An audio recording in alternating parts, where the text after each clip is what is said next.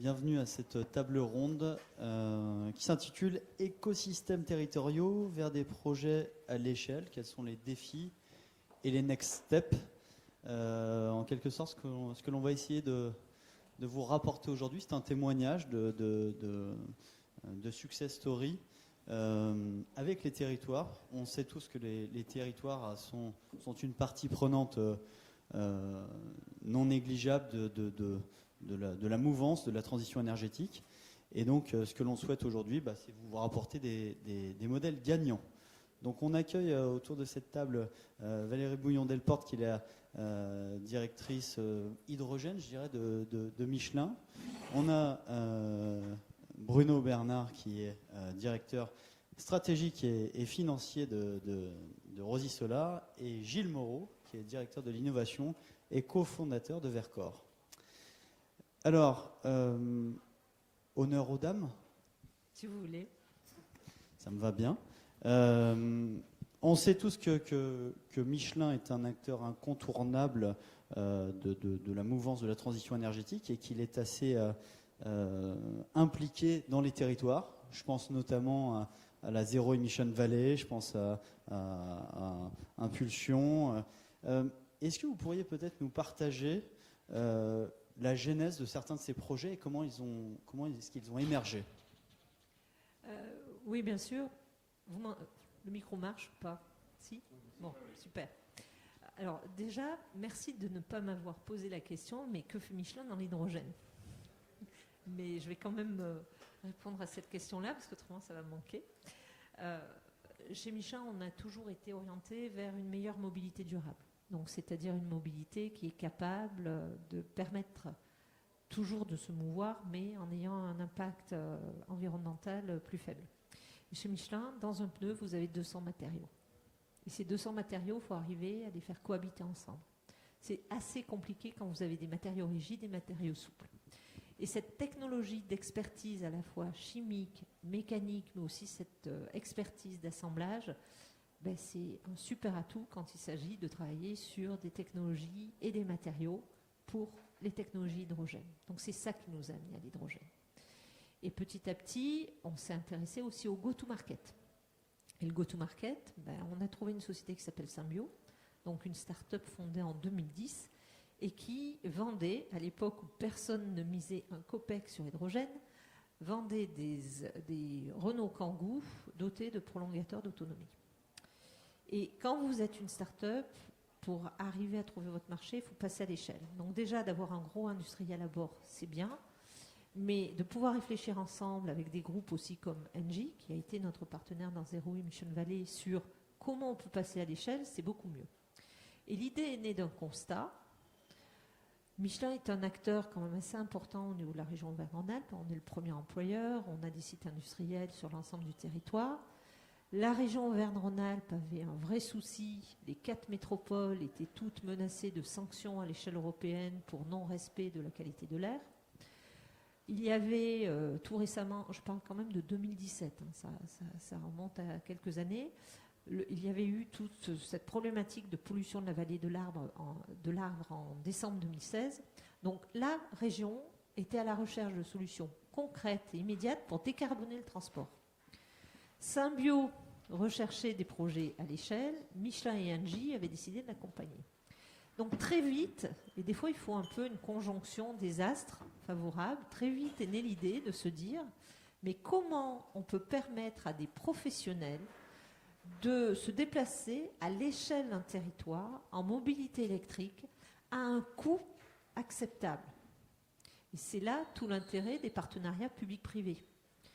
Et donc est née l'idée de Zero Emission Valley. Donc pour ceux qui ne connaîtraient pas encore Zero Emission Valley, c'est un projet à l'échelle du territoire, 20 stations à hydrogène, 1200 véhicules subventionnés par la région pour leur permettre d'être dans un coût total d'usage très proche de celui du véhicule diesel, et un partenariat qui s'exprime également à travers une structure dédiée pour déployer l'infrastructure, la société Impulsion que vous avez nommée, qui comprend comme actionnaire la région, la Banque des Territoires, Michelin, Engie et le Crédit Agricole.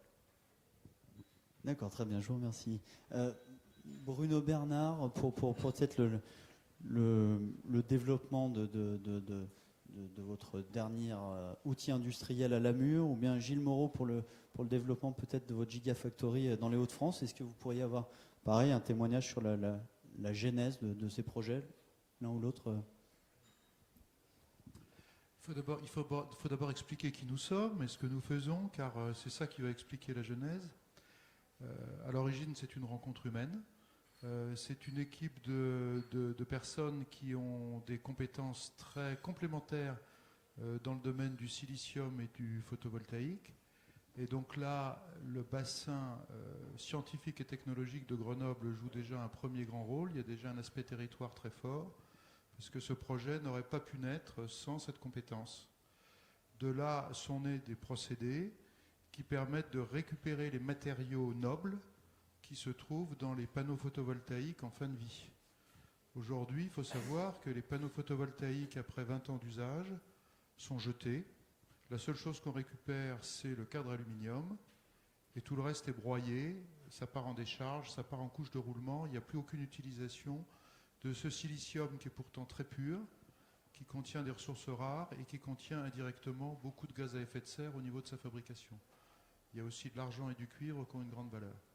Et cette équipe, grâce aux compétences technologiques de Grenoble, encore une fois, a pu développer des procédés qui permettent de récupérer tous ces matériaux de manière économique et de manière écologique. De là est née la possibilité de créer une véritable filière de recyclage en fin de vie qui n'existe pas aujourd'hui. Et donc derrière le développement des procédés, l'équipe s'est dit, on ne veut pas simplement développer les procédés et vendre des licences, on veut aussi le mettre en œuvre de manière à être opérateur de cette activité et de manière aussi à bénéficier de l'aspect économique de la mise en œuvre effective du procédé. Et donc est née l'idée, assez vite, de créer une usine sur le sol français pour traiter les panneaux du sol français. On a beaucoup de chance en France, on ne le sait pas toujours, parce que la manière dont la directive européenne sur les produits électriques et électroniques est transposée en droit français conduit à l'existence d'un éco-organisme qui s'appelle SOREN, qui a le monopole de l'organisation du recyclage. Et donc il y a un organisme unique qui, tous les 5 ans, décide qui va être autorisé à recycler ces produits en fin de vie. Donc ce n'est pas la jungle, et ça permet à des gens comme nous de nous insérer dans l'appel d'offres, ce que nous avons fait, et de gagner à peu près 40% de la valeur globale de cet appel d'offres pour opérer effectivement dans les 5 années qui viennent notre procédé qui va permettre dans les 5 années qui viennent de récupérer annuellement des dizaines ou des centaines de tonnes de silicium, d'argent et de cuivre. Voilà. Donc il fallait créer une usine, et c'est là que l'aspect territoire intervient également, parce l'enjeu n'est plus là d'être à côté de l'université de Grenoble, l'enjeu est de trouver un site industriel rapidement, parce qu'on a un délai à cause de l'appel d'offres, l'enjeu est de trouver un site industriel rapidement, disponible, dans lequel on ait le droit d'exploiter des procédés, en gros de l'industrie chimique, donc avec un aspect environnement de population qui soit compatible, dans lequel les aspects autorisation administrative ne seront pas trop compliqués, donc plutôt une zone d'activité, mais dans lequel également l'ADREAL, l'administration de l'environnement, va nous donner de manière à peu près assurée une autorisation d'exploiter. Et c'est là qu'on se rapproche d'abord de l'agence entreprise d'Auvergne-Rhône-Alpes, qui nous sélectionne une trentaine de sites, principalement autour de l'Isère. On a tout examiné, tous ces sites, et on a trouvé que celui de Lamur était celui qui répondait le mieux à notre demande. Et on peut dire qu'on est maintenant marié, entre guillemets, avec le bassin d'emploi de Lamur. Et on en est très content, parce que là, l'enjeu est devenu complètement différent. C'est plus du développement de savoir-faire technologique à très haut niveau comme à l'Université de Grenoble.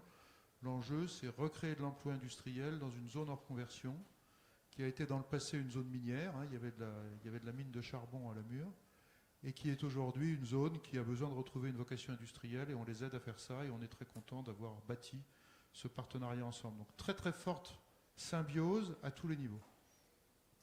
Merci et bravo. Gilles, pour un autre site qui a aussi déjà été trouvé.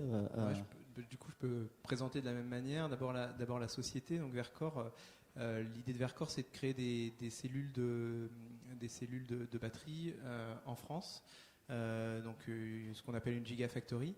Ça, c'est une idée que Benoît Leménian et puis un institut qui est le InnoEnergy avait commencé à regarder il y a presque 2 ans et demi maintenant. Benoît, il a regroupé autour de lui une petite équipe. Au début, on était 6. Donc je fais partie de cette équipe, je suis un des fondateurs. On a mis 1 an à regrouper les gens autour, à fédérer les gens autour de cette idée-là. Donc quand je dis les gens, c'est à la fois des partenaires, une équipe et des investisseurs. Donc on a créé au bout d'1 an, quand on savait qu'on était capable de financer une étude de faisabilité. Donc pour ce type de projet, une gigafactory, faut être clair, c'est 1,5 milliard de financement, donc c'est quelque chose qui est gigantesque. Donc l'étude de faisabilité en elle-même, c'était 10 millions d'investissements. C'est ça qu'on a commencé sur la première année. Donc la genèse, c'est vraiment ça. Le développement derrière, c'est depuis cette dernière année et demie, parce que finalement Vercors, ça que 1 an et demi. Ça a été de convaincre un client. Ce client, c'est Renault. Je pense que c'est assez connu maintenant. Convaincre d'autres investisseurs. Donc là, on a des investisseurs suédois qui travaillent avec nous. Trouver un site, donc ça on y reviendra peut-être, mais voilà, on a étudié plus de 40 sites. Là on a vraiment travaillé avec les territoires partout en France, donc de Châteauroux, localement Pierre-Latte, et puis évidemment Dunkerque qui est le site qu'on a choisi.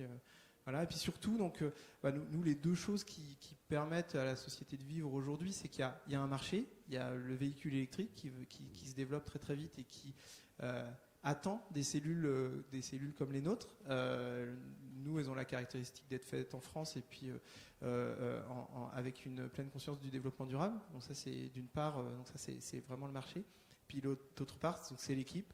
Aujourd'hui, on est 116. On faisait le compte juste pour être sûr avant le panel. On est 116. On a 22 nationalités. On a des experts qui viennent d'Asie, on a une dizaine de Coréens, des Japonais, des Chinois, on a des gens de Nouvelle-Zélande, des États-Unis, des Colombiens. Enfin voilà. Donc c'est cette équipe aujourd'hui qui nous permet d'être convaincus qu'on va pouvoir aller plus loin. Voilà. Ok, très bien, je vous remercie. Est-ce qu'on pourrait peut-être désormais se rapprocher du sujet du jour et voir comment les territoires ont accompagné de manière peut-être opérationnelle ces différents projets? Qui est-ce qui aimerait démarrer pour témoigner de cela? À la limite, je peux prendre ma propre suite. Donc là, je pense que le plus gros, nous, sur l'accompagnement, ça a été le choix des sites. Donc là, je vous disais, on a vu plus de 40 sites localement donc à Pierre-Latte, mais on a aussi regardé tout autour de Lyon ce qui était possible. Donc là, on a beaucoup travaillé avec la région. On a eu un soutien pour nous présenter les sites, pour nous introduire auprès des parties prenantes locales, pour échanger avec RTE, échanger avec tous les services techniques dont on allait avoir besoin dans le cadre de ce développement. On a eu plus ou moins de support dans les territoires. Il y a un territoire qui nous a donné énormément de support, c'est celui de Dunkerque. Dunkerque avait déjà proposé son site à plusieurs gigafactories avant, donc ils étaient prêts. Ils savaient exactement les besoins d'une gigafactory. Le site a des caractéristiques, je ne vais pas rentrer dans les détails parce que les détails techniques ne sont pas spécialement intéressants là, mais en tout cas avait des spécificités qui nous intéressaient énormément. Et derrière ça, donc la CUM, donc la communauté urbaine autour de Dunkerque, le département du Nord, la préfecture qui nous aide, la sous-préfecture et la préfecture qui nous aide énormément, et puis la région elle-même, avec des aides financières, ont eu un énorme impact sur la manière dont nous, on a approché ce site. Ils ont été toujours beaucoup de répondants pour nous permettre de faire des comparaisons vraiment dans les meilleures conditions des différents sites. Donc à la fois sur des aspects financiers avec des aides, sur des aspects techniques, sur des aspects d'études environnementales. Sur Dunkerque, il y avait des études environnementales qui avaient été déjà faites en amont. Donc ça permet de gagner énormément de temps sur le développement d'une telle gigafactory. Et après, les contacts localement avec les professionnels donc d'autres entreprises, des sociétés d'engineering qui étaient déjà prêtes à travailler. Donc c'est vrai que assez facilement, je pense dans le cas de Vercors, on peut dire que le territoire le Dunkerquois, je ne suis pas un habitué de là-haut, hein, moi je suis vraiment grenoblois, mais le Dunkerquois nous a vraiment énormément aidé. Valérie? Finalement, je vais simplement reprendre des points que j'ai déjà dit, mais pour les préciser, en termes de territoire, bien entendu, la jeunesse du projet, c'est l'Université de Grenoble. Donc là, je fais l'hypothèse que ça fait partie du territoire. Hein. Et comment hein, c'est toutes ces compétences qui forment un bassin extrêmement dynamique et qui est très habitué à susciter des créations de start-up avec une SAT qui est très dynamique aussi, et avec un ensemble d'acteurs qui savent comment aider ce genre de jeunes pousses à éclore. Un pôle de compétitivité. Voilà, on peut le dire. Donc c'est un ensemble qui marche très bien. Donc ça déjà au niveau du démarrage, ça a très bien marché. Ensuite au niveau du projet industriel qui est un peu plus le sujet sur lequel vous nous mettez aujourd'hui, on peut dire qu'effectivement on a eu beaucoup là aussi d'abord de compétences de la part de l'agence entreprise de la région qui a fait un travail absolument fantastique et très rapide pour sortir effectivement une trentaine de propositions de sites avec énormément de données techniques. C'est un travail énorme hein, de connaître les conditions foncières, les conditions environnementales, les conditions de desserte en énergie, en transport, etc., qui permettent de choisir un site. Donc on a eu tout ça mis à disposition et ça nous a donné une palette de choix déjà extrêmement intéressante. Ensuite, quand on s'est un peu rapproché de ceux qui nous plaisaient le plus, on peut dire que la communauté de communes de la Matésine à la Mure a été absolument fantastique en termes de services. À la différence peut-être de Vercors, on n'a eu aucune aide territorialisée. On n'a aucune aide liée au territoire. Les financements publics dont on bénéficie, c'est uniquement lié à l'innovation. On les aurait n'importe où. C'est pas parce qu'on est là. Et on n'a aucune aide financière parce qu'on est là. En revanche, ce qu'on a vu dès la première rencontre, c'est une équipe de responsables locaux extrêmement motivés pour faire quelque chose. Et je peux dire que dès la première rencontre, moi je savais que c'est là qu'on allait atterrir. Alors qu'on était en compétition avec une dizaine d'autres sites. Parce qu'en termes de volonté de faire et de capacité à nous accompagner, on a tout de suite vu qu'il y avait quelque chose qui était supérieur à tout le reste. Donc c'est une dimension très humaine. Bon, ça c'est le premier aspect. Deuxième aspect qui a joué aussi beaucoup, c'est que cette communauté de communes était propriétaire d'un morceau de friche industrielle qu'elle voulait consacrer à des activités industrielles, des vraies activités industrielles, et donc avait sous le coude un programme de travaux et un budget de travaux déjà prêt, avec des permis de construire, avec un budget, avec des marchés d'appel d'offres susceptibles d'être tout de suite lancés. Et donc pour nous, c'était aussi une aide fantastique pour ne pas perdre de temps et pour être accompagné au niveau du bâtiment. D'accord, très bien. Côté Michelin, c'est assez simple. Hein. Comme je l'ai dit tout à l'heure, la région Auvergne-Rhône-Alpes, c'est notre territoire, je dirais, d'expression naturelle. Et il se trouve que depuis de nombreuses années, Michelin travaille aux côtés de la région, puisque nos deux présidents co-président l'Agence régionale de développement économique. Donc, à cette époque-là, en 2017, de plus, vous aviez 80% des acteurs de la filière hydrogène qui étaient basés sur le territoire. Donc, ça faisait vraiment sens de commencer par là. L'embarquement de la région, je dirais, a été essentiel, parce que ça donne le là. Notre meilleur ambassadeur les premières années était le président de la région lui-même, Laurent Wauquiez. Donc ça a eu un effet boule de neige et on avait mis tout le monde sous tension puisqu'on devait répondre à un projet européen. Donc les prémices du projet Zero Emission Valley, c'était mars 2017. On devait déposer un dossier avec des signatures, un business plan, la lettre de soutien du ministre de l'écologie avant le 14 juillet. Et il fallait embarquer tout le monde. Et ce qui a été le plus important a été de trouver le bon mode de fonctionnement pour embarquer aussi les collectivités et les métropoles. quel que soit leur bord politique. Ce n'était pas un sujet politique, c'était un sujet de filière industrielle au niveau d'une région. Et de ce fait, la création du projet Zero Emission Valley a amené un mode de gouvernance assez spécifique, puisque ce n'est pas juste le projet de la région, c'est aussi le projet de chaque territoire où des stations vont se déployer. Donc, si je vous prends l'exemple de Clermont-Ferrand, vous avez un COTEC, mais ce COTEC, il existe aussi à la métropole de Lyon, il existe à Chambéry, il existe dans toutes les collectivités ou métropoles où vont s'implanter des stations et vont se déployer des véhicules à hydrogène, pour aussi qu'il y ait un engagement de la collectivité avec ces entreprises dans ce projet de déploiement territorial. Et c'est ça qui fait un petit peu la spécificité. C'est-à-dire vous avez un projet central, mais qui après se diffuse au niveau de chaque maillon du territoire et qui en fait son succès. Vous diriez pareil pour Impulsion? Impulsion, en fait, au sein de Zero Emission Valley, c'est le bras armé qui est en charge de déployer les infrastructures. Donc il va interfacer, là aussi, ils sont membres à part entière du COTEC. Donc un président de région qui œuvre et qui est à la manœuvre. Hein. Oui, parce que, et on le voit, que ce soit aussi au niveau national ou au niveau même européen, c'est vrai pour la batterie, c'est vrai pour l'hydrogène. Alors j'en profite pour préciser que chez Michelin, bien sûr, on pousse hydrogène, mais on est convaincu de la nécessité d'utiliser toutes les technologies. Donc batterie et hydrogène pour nous sont complémentaires. Mais il est important de toujours penser quel est l'effet de ce projet ou de cet écosystème au niveau de la région et au niveau de son tissu industriel, de son tissu académique, comment ça va permettre aussi de diffuser. Et à cet effet, je tiens à souligner pour ceux qui veulent rentrer un peu plus dans le projet, la région a fait développer avec la collaboration d'EY un livre blanc sur c'est quoi les écosystèmes territoriaux de mobilité hydrogène, en prenant l'exemple du projet en région Auvergne-Rhône-Alpes, parce qu'on s'est rendu compte, moi, chaque fois que j'allais, que ce soit en Chine, que ce soit au Japon, que ce soit en Allemagne, on me disait mais comment vous avez fait?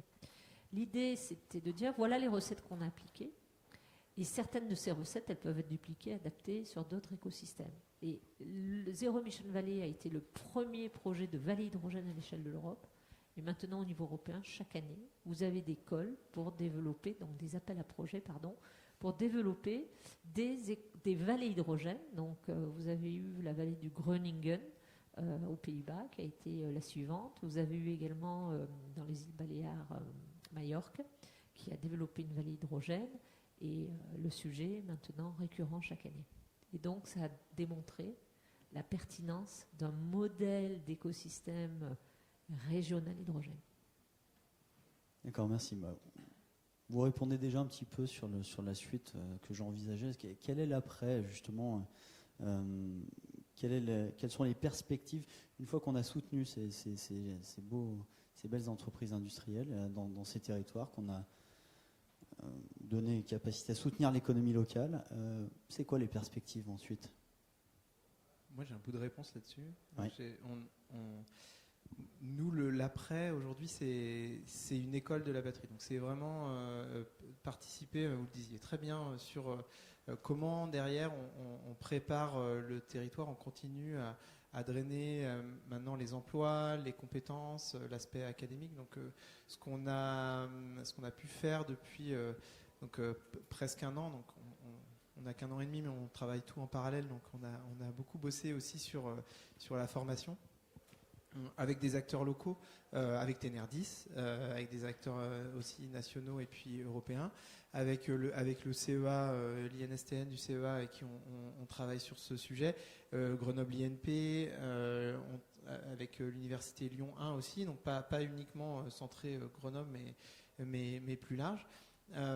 Ça, pour nous, c'est le coup d'après, c'est la manière qu'on imagine pour que la société soit durable, donc pas seulement environnementalement durable, mais aussi durable avec accès à des talents, avec une attractivité, avec alors même si nous, on n'a pas un représentant aussi notable que M. Wauquiez, mais comment faire quand même pour attirer les gens les gens pour faire parler de la batterie, pour que les entreprises pas seulement Vercors, mais d'autres entreprises puissent sortir du territoire. Donc là, on a fait un premier projet. On a fait un premier projet qui est très centré sur Grenoble, donc un petit peu plus large, je le disais, avec Lyon. On a des pistes avec Michelin, qui nous a fait une lettre de soutien à ce projet, mais qui ne pouvait pas être partenaire parce que ça s'est passé en trop peu de temps. Le Hall 32 aussi, qui va devenir un CMQ et qui a été intéressé pour participer mais qui n'a pas pu. Donc là, la prochaine étape, c'est de travailler avec la région pour justement pouvoir faire que cette école de la batterie ne soit pas juste centrée sur Grenoble, mais qu'on puisse en faire quelque chose de vraiment régional. En parallèle, on fait la même chose, évidemment, enfin je dis évidemment parce que moi ça me paraît logique, mais sur Dunkerque. Il se trouve que sur la région, on a besoin, nous, plutôt de bureaux d'études, plutôt de gens qui sortent d'écoles d'ingénieurs, plutôt de gens qui vont être sur la partie Bac plus 5, Bac plus 8 de la chaîne de formation. Et sur Dunkerque, on va dupliquer, mais cette fois-ci en mettant le focus plutôt sur Bac moins 3, Bac plus 3, pour avoir des opérateurs, des cadres intermédiaires, et là, qui vont vraiment être des gens qui vont travailler dans les usines. Et c'est pareil, à nouveau, c'est le territoire qui est en première ligne, c'est le rectorat. Donc à Grenoble, je ne l'ai pas dit, mais évidemment il y a le rectorat, évidemment il y a la ville. Donc on a toutes ces différentes strates qui nous aident. Il y a Pôle emploi. Et à Dunkerque, on est en train de faire exactement pareil, c'est-à-dire l'ENSAM, le CNAM, l'Institut des métiers, des mines et mines télécom, l'AFPI, l'AFPA. Donc tout un réseau qu'à la base je ne connais pas. Moi je suis électrochimiste, j'étais dans la pile à combustible avant. Mais c'est vraiment un milieu qui est bouillonnant. Tout le monde se rend compte que c'est l'ancrage dans la durée des filières, des emplois, des entreprises. Donc ça marche très très bien. À terme, les perspectives d'emploi en nombre, c'est quoi ? Alors c'est hyper difficile à répondre. Dans une Gigafactory, on a besoin d'embaucher 1500 personnes. Donc déjà, il y en a 3 dans le Nord. On parle de 4500 personnes à horizon 2025. Et puis 10 000, 15 000 à horizon juste dans les Gigafactories. Emploi indirect, on multiplie par 2, 2,5. Enfin, ça dépend comment on calcule, mais voilà. Sur Grenoble, nous, on a essayé de faire, pas Grenoble, mais plus largement, on a essayé de faire des évaluations. C'est pas évident, mais avec des tas d'entreprises avec lesquelles nous on travaille localement, avec toutes les entreprises de la pile à combustible qui ont besoin de batteries pour les moments de transition. C'est pas évident à répondre. La manière dont on le fait top-down, en se disant bon, le véhicule électrique, il va prendre sa part. En partant du principe que dans les 5 prochaines années, il faudrait que 20% des métiers du véhicule thermique se transforment en métiers du véhicule électrique. On parle de plus de véhicules thermiques vendus en 2035. Donc 20% dans les 5 prochaines années, c'est pas une hypothèse qui est très délirante. Il y a 2 millions d'emplois. 20% de ça fait 400 000 emplois. Sur 5 ans, ça fait... Alors je dois me planter parce que c'était moins que ça.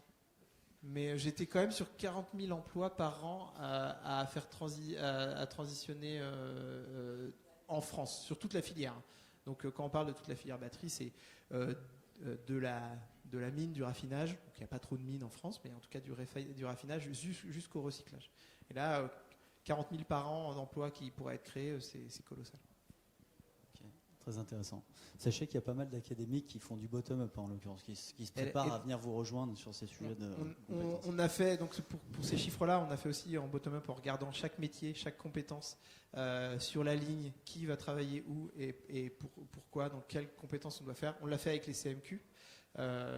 Et voilà, non, mais avec plaisir. Moi, je suis ouvert. Faut me téléphoner, faut m'écrire sur le domaine formation. C'est clé. Valérie, Bruno, c'est pareil, les compétences, ça fait partie aussi des sujets d'après, justement, par ces développements territoriaux. Oui, là je vais prendre une autre casquette, puisque je suis aussi première vice-présidente de France Hydrogène, qui est l'Association nationale hydrogène. Et il y a exactement le même souci. Enfin, je veux dire, quand vous devez accompagner l'électrification de la filière automobile, c'est vrai pour la batterie, c'est vrai pour l'hydrogène, c'est vrai aussi pour l'hydrogène sur les autres métiers. Donc c'est un sujet central au niveau de France Hydrogène. On a sorti l'année dernière le livre blanc des métiers. Il y a 82 métiers sous tension. C'est-à-dire 82 métiers, alors nouveaux ou actuels, qui aujourd'hui doivent évoluer, transitionner, pour lesquels les parcours de formation ne sont pas à la hauteur des enjeux. C'est vrai au niveau de la région. Donc, Symbio, par exemple, a créé sa Symbio Academy. Donc, pourquoi ? C'est même croissance, même ramp-up, hein, start-up, un peu comme Vercors. Ils ont aujourd'hui 400 personnes. Moi, quand j'ai commencé à les accompagner, ils étaient 15. Donc, vous voyez un petit peu le ramp-up en quelques années. Ils doivent être 1000 d'ici 3-4 ans. Et sur le marché, ils ne trouvent pas des gens formés à l'hydrogène. En plus, il y en a certains qui partent dans la batterie. Où va le monde ? Mais donc, il faut les former. Et vous n'avez pas les parcours de formation. Donc, Symbio, en partenariat avec la région, et c'est là où les partenariats pouvoirs publics sont intéressants, en partenariat aussi avec d'autres entreprises qui avaient la même problématique, a décidé de créer la Symbio Academy, non pas vis-à-vis des jeunes qui veulent se former, mais plutôt des gens qui vont être embauchés dans ces entreprises, que ce soit chez Symbio ou chez des entreprises partenaires, pour les former aux métiers qu'ils vont devoir exercer. Et quand vous embauchez 40 personnes tous les mois, il faut que ces personnes elles soient rapidement efficaces. Donc c'est là où je dirais les partenariats publics-privés sont intéressants. Et sur la deuxième partie de votre question, sur quelle est la suite, en fait, Zero Emission Valley pour la région, ça a été le premier étage de la fusée. Deuxième étage, c'est élargissement du périmètre de Zero Emission Valley aux véhicules lourds, la mobilité lourde, donc les bennes à ordures ménagères, les bus, les autocars, les camions. Troisième étage de la fusée, ouverture aux écosystèmes de montagne, parce que 40% des touristes, des skieurs du monde viennent en Auvergne-Rhône-Alpes. Moi, j'ai appris ça, 40%, c'est énorme. Hein. Donc, quand c'est un or blanc, donc cet or blanc, il faut s'assurer qu'il reste blanc le plus longtemps possible. Donc, c'est important aussi de sortir des autocars diesel qui transportent les touristes, etc. Et puis surtout, la région a formalisé sa stratégie hydrogène, qui comporte bien sûr le pilier mobilité, mais pas que. Vous avez aussi un pilier décarbonation de l'industrie. Hein, toute la zone de Faisin, c'est de cette vallée de la pétrochimie, la transformer en vallée de la chimie verte. Et là, monte à bord des pôles de compétitivité comme Accélera. Et puis ensuite, le troisième axe de la stratégie de la région, c'est la formation. Pour les nouveaux entrants sur le marché du travail, mais aussi pour ceux qui y sont. Donc vous voyez, la boucle est bouclée assez rapidement. Dans le solaire, dans le recyclage solaire. Alors, la première étape immédiate, là aussi, en termes de compétences, c'est d'arriver à trouver la vingtaine d'opérateurs industriels sur des métiers assez classiques dont on va avoir besoin. Et là, on n'est pas forcément sur des très nouvelles choses en termes de compétences. Et néanmoins, c'est pas facile à trouver parce que là aussi, pour des caristes, pour des conducteurs de four, pour des techniciens en chimie, il y a des tensions et c'est pas évident de les trouver. Donc, on sait qu'on va devoir travailler avec les acteurs locaux et également former en fait un certain nombre de gens qui se reconvertiront dans notre métier. Donc déjà, premier enjeu. Puis ce nombre d'emplois va augmenter progressivement parce que la deuxième étape pour nous, c'est de suivre l'augmentation de l'activité sur le marché français. On démarre en traitant 2000 tonnes de panneaux de photovoltaïque en fin de vie la première année, mais assez vite on va monter à 10 000 tonnes parce que la quantité à recycler n'arrête pas d'augmenter. Hein. C'est l'historique. Et l'historique accumulé fait qu'on va avoir dans les années qui viennent une courbe qui monte très régulièrement, mais permanente, sur tout ce qui va arriver sur le marché français. Donc on s'y prépare.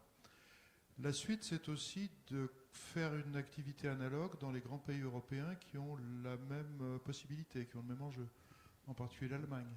L'Allemagne, c'est la moitié de l'Europe en matière de parcs solaires installés. Donc notre second projet, qui démarrera en 2024, c'est de faire une usine en Allemagne. Le troisième projet sera probablement d'en faire une en Espagne. Voilà, donc ça c'est une étape également prévue. Et enfin, il y a un travail à faire sur l'utilisation du matériau qu'on produit, en particulier du silicium, pour le réintégrer avec un maximum de valeur ajoutée dans des utilisations industrielles. On a parlé de batteries, c'est un des domaines sur lesquels on travaille. Ce silicium, on peut en particulier l'utiliser pour améliorer la performance des anodes de batterie.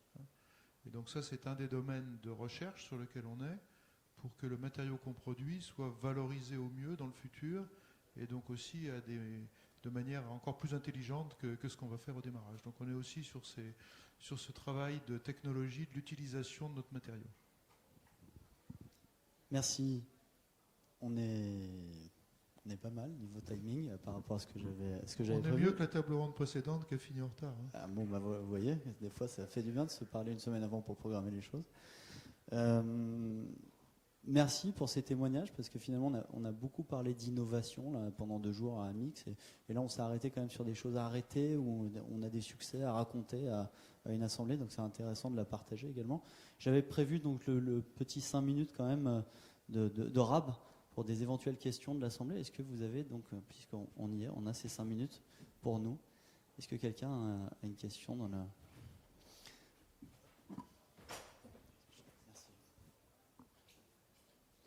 Merci. Vous m'entendez? Oui. Marina de Novos, on est une société qui répare les batteries, donc plutôt pour la mobilité douce, on va dire. On a effectivement déjà cet enjeu de monter en compétence en interne de nos réparateurs. Et du coup, je me demandais, donc là, votre croissance est assez fulgurante. Comment vous avez petit à petit... alors, j'ai compris que vous êtes beaucoup accompagné, effectivement, mais comment en interne vous mettez un programme de montée en compétences, en tout cas de transmission de savoir, parce que c'est quand même des métiers assez nouveaux. Et en fait, c'est un peu une double question, parce qu'on est sur de la fabrication de cellules, mais je pense déjà à l'après, qui va être maintenance ou réparation. En tout cas, comment vous imaginez ça et comment vous avez du coup fait monter en compétence déjà les personnes en interne? Alors, nous, c'est le tout début de l'entreprise, mais on a la chance d'avoir, comme je le disais tout à l'heure, d'avoir eu accès tout de suite à des experts mondiaux. Donc, on est allé chercher des experts en Corée, donc pour la fabrication des cellules, hein, je parle, des experts en Corée, en Asie, au Japon. Et aujourd'hui, notre manière de fonctionner, c'est qu'on les met en binôme avec des juniors, des gens qui sortent d'écoles françaises, donc chimie Bordeaux, chimie Rennes, l'INP Grenoble, voilà. Donc et on a des jeunes ingés, donc c'est assez marrant à voir. Hein.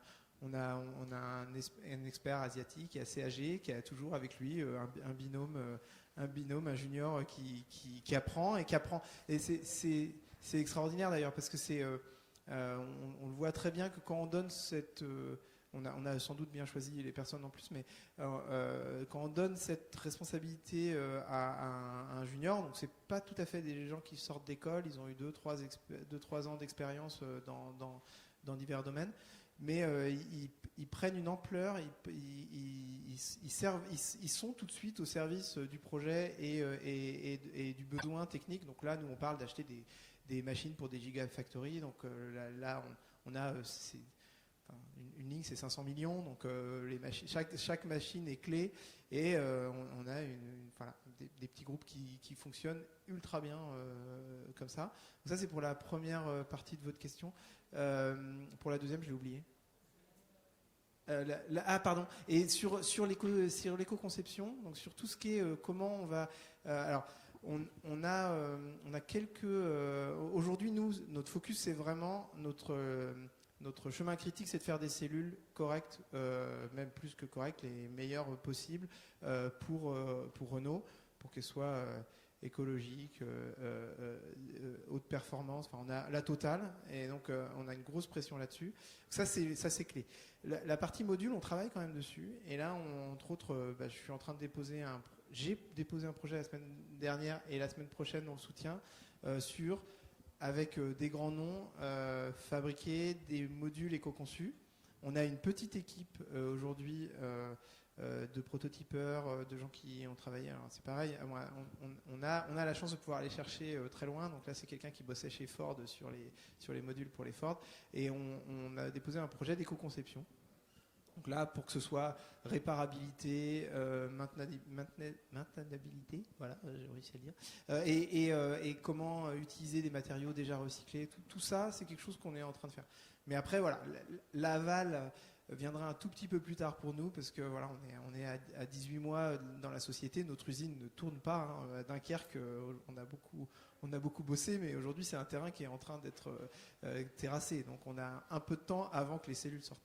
Mais je serais ravi d'en discuter, et si vous avez des besoins de formation, je leur dis. Alors tout à l'heure j'ai dit appelez-moi, écrivez-moi. ça va être compliqué de donner mon numéro de téléphone. Par contre, mon mail, c'est assez facile, c'est gilles@vercors.com.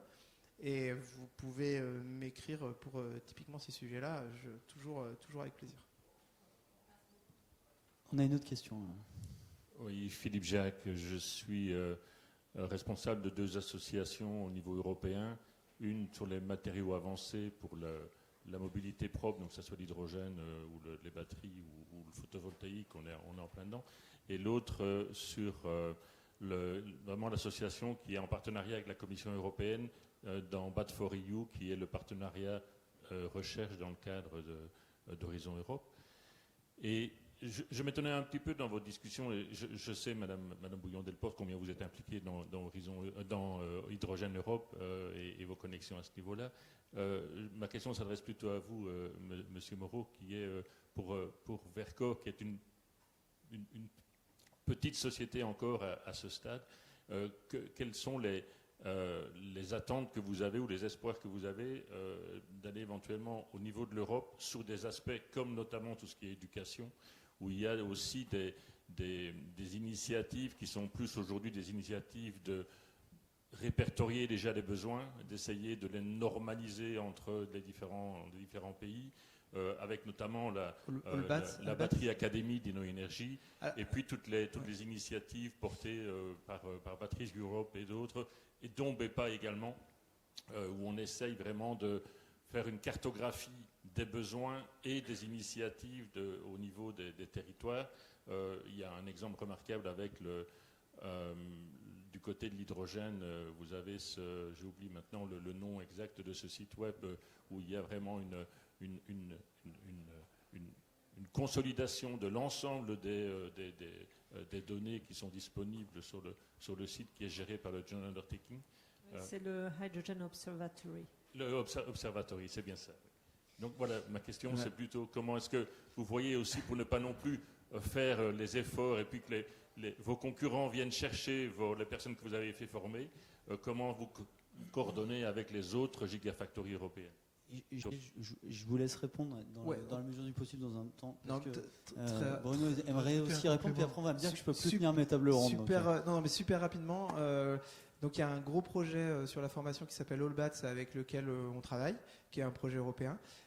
Et après, l'European Battery Academy, enfin l'EBA Academy, il se trouve qu'on est dans les mêmes locaux. Donc tous les projets dont je vous ai parlé tout à l'heure, ils en font partie. On est soutenu par Tenerdis au niveau local, par le CSF au niveau national et par EBA Academy au niveau européen. Mais on peut en parler avec grand plaisir aussi. Bruno ? On est, nous, très dépendants et reconnaissants à l'Europe pour tout ce qu'elle fait. L'Europe est le marché le plus dynamique et le plus organisé dans ce domaine du recyclage photovoltaïque. On est dépendant d'une directive européenne qui est ambitieuse et qui permet de structurer le marché. Donc par le réglementaire, on a déjà une très forte implication parce que ça permet de créer en fait l'activité. Donc ça, c'est un élément très très important. Deuxième élément, l'Europe va être actionnaire chez nous. Donc il y a un élément financier, il nous aide en fait à faire notre levée de fonds en étant initiateur de cette levée de fonds et en nous aidant à trouver d'autres investisseurs. Très bien. Merci beaucoup. On va en rester là si jamais j'imagine que ces interlocuteurs se tiennent disponibles pour vous si vous avez des questions. Merci à vous. Bravo encore pour tout ce que vous faites.